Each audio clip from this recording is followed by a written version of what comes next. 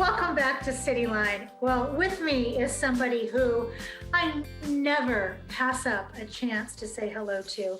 If it's virtual, if it's in a coffee shop, if it's in a cafe in Walla Walla, I beat feet to get a piece of her because she's so amazing. I'm talking about Dona Ponepinto. She is the president and CEO of the United Way of Pierce County. Welcome back, Miss Dona. Good to be here. Good to see you. I can't wait to see you in person. I know. I have a serious big hug and a squeal on the way to get to you when I do see you again. So just brace yourself, okay? Okay. So it's been a couple months since we chatted. First off, how are you doing? You know what? I'm doing well. Thank you. I'm doing, we're keeping busy at United Way and keeping focused on, the things that matter to the community. And that has always just been top of mind for me. Your work is never ending. We've talked about the ministry that's written across your heart, the 24/7-ness of your job, whether you're coming home, when you were in your office and you see a situation that the United Way can do something about, or you wake up at 4:23 in the morning going, oh my gosh, what about this? So given that, how has the pandemic changed how you are doing business? That is a great question because I think back to March when everything shut down, and we had very quickly we had to pivot. And when you think of United Way, at least when my staff and I think about United Way, I mean, we're about being in community. We're about doing things with community, and now we had to do all of that virtually. Including how we raise money. And so did every nonprofit in town have to change the way they thought about how they did their business, and really being creative in ways in terms of how you connect with your donors, how you connect volunteers. Volunteering had to go virtual. So in addition to trying to raise money virtually, connecting volunteers with opportunities to help, because what we found is people still want to help. They still want to find ways in which they can give back to the community during this pandemic. And we are having to figure out different ways in which they can connect to community volunteering while still continuing to be safe. And that has been key for us. Continuing to partner with Greater Tacoma Community Foundation and the Pierce County Connected Fund was really one of these magical things that happened in our community, where you had philanthropy coming together to raise resources, to get those resources back out into the community as quickly as possible. And we did it. We raised $7.6 million through this aligned philanthropy. We got $7.6 million back out into the community. And now we're looking at the lessons learned from that, and how can we take what we learned in working collaboratively as philanthropy to do other things. What's the next thing that we want to focus in on? And we know racial equity is a really important. It's a key issue that we've got to, we've had to address face on. We've had to. And be more intentional about it. So it's there's lots in every crisis. There's opportunity. And I really feel like United Way and working in partnership with others, be it with the county, the city of Tacoma, other nonprofits, we have stood in this moment to say, what can we do differently? And so that really is exciting for me and exciting for us as an organization. Donna, you said that so beautifully with not a detail left out. Mm-hmm. When I saw this community pivot so quickly, it made my head spin. I had the privilege of being on the weekly reports that came through on my email. And I saw in a matter of a week, huge partnerships developed and money being fueled, and a tree of people and structures and organizations being developed where that money could be fueled to the people who needed it. I was gobsmacked. I could not believe the beauty of that machine. And it didn't surprise me that you and the United Way were attached to it with the Greater Tacoma Community Foundation, because it was powerful. I mean, COVID has made all of us, in a sense of a mirror, look at how we do things and how effective we are, and really made us sharpen our game and look back on what we know to be true and how that affects our day-to-day living. For the United Way, last November, you hosted your second annual Poverty to Possibility Summit. Could you share with us some of the successes from that event? Yeah, that was, it's always an eye-opening event. Being virtual, it took on, just a different, it was different, but it was just as powerful. We had over 400 people signed up to attend that. And we focus, it's always focused on economic, the barriers to economic equity. And this year it was how do we disrupt poverty by looking at those intersections of trauma, equity, and community resilience. And one of the things that our keynote speaker, spoke so passionately about is that we can't have resilient individuals if they aren't in communities that support resilience. And that really resonates with me and the work that we're doing. And so many successes came out of that event. I think for everyone on the Zoom call, it was a greater sense of awareness of that there is so much trauma. You see COVID, and then you see the racial injustices, and you see the disproportionate number of individuals that are impacted by all of this. And so, to me, if someone is more aware, then can they take that awareness to the next step and act? So what can we do to advocate on behalf of the policies and systems that are out there that do place those barriers? So I think that was one hugest success. We also, talk about when the systems that don't take into consideration the people that are impacted, that live this experience.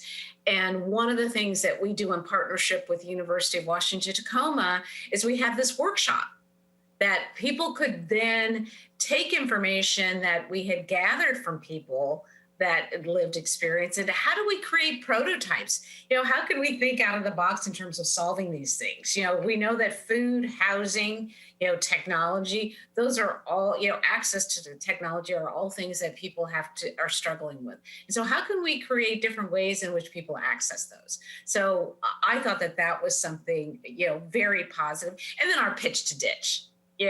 We had our 3 pitches that were very creative, very innovative, that spoke to things around, health equity, to how do we make sure that our kids, continue to have safe environments to connect even during a pandemic, to the homeless population, the G Street Collaborative, where, how do we make sure that they have access to supports and clean water and other types of things that they need to feed during this COVID-19 pandemic.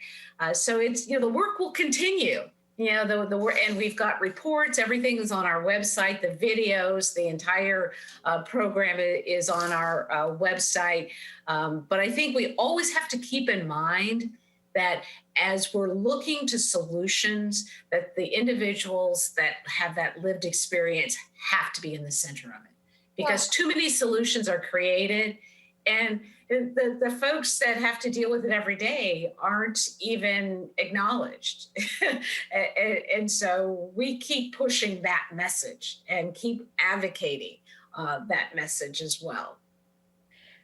it ties back into that conversation we were having before we came on the air about really keeping it centered on that person and what their needs are. And let me tell you, with the pandemics of Black Lives Matter and then COVID 19, resiliency in all forms has become so important and so intense. And there's so many barriers now that we are facing with that spiritual, mental, physical, financial, educational resiliency that seems to be even harder now that we are sheltering in place. One of the things I keep seeing across social media, my dear, was at the beginning of February, United Way initiated a 21-day equity challenge. I love that phrase. What's the inspiration for the challenge and what is it all about? We are so excited about this. We have about 800 people that signed up that are getting something every single day around this challenge. It's a self-guided learning journey. It is an opportunity for individuals to participate in this interactive, daily series of videos. It could be articles. We even have songs that people can, music that people can connect to it and listen to. And we were prompted to do this, really because I think that there is a hunger out there for people to get grounded in, everything from, what are definition of terms?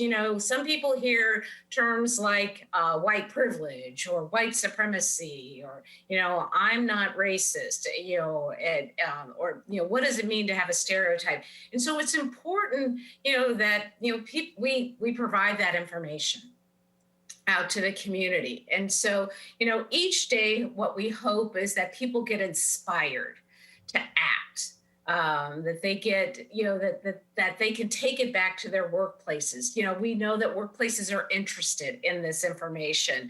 They're getting different content every day. And we as an organization are committed to being an anti-racist organization.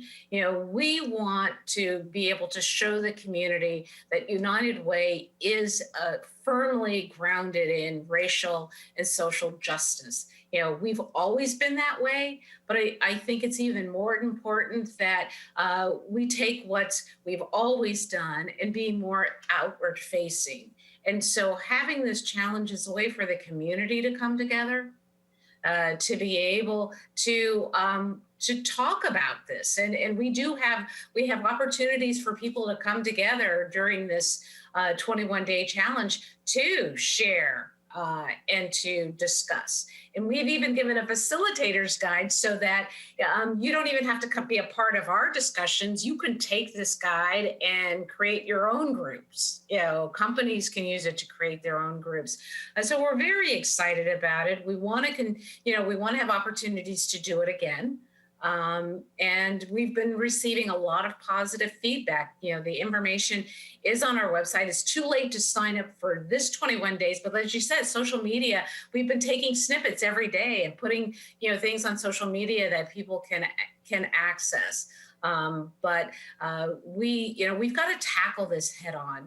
There've been inequities. We know that the inequities are there. We know that racial injustices have been around for centuries. It is nothing new, but we've got to put it out there because too many families, too many Alice families are struggling.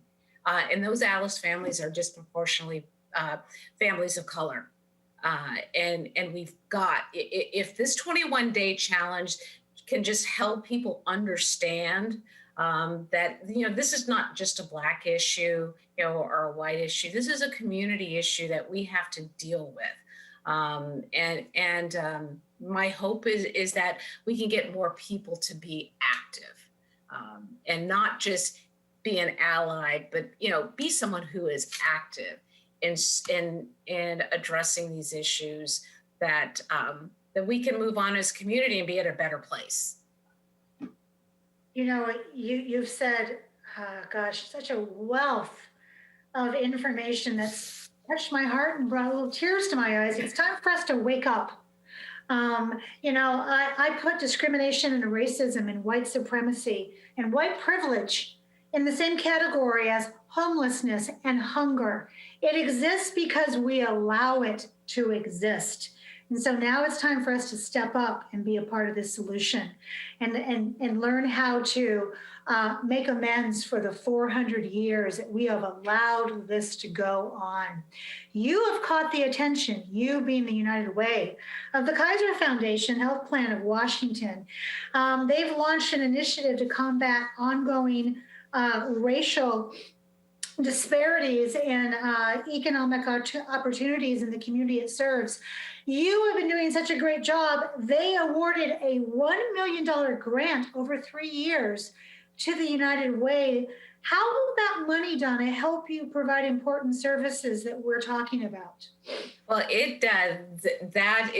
this grant is such a great opportunity for us to continue to focus on our Centers for Strong Families. Centers for Strong Families is all about helping families improve their financial bottom line.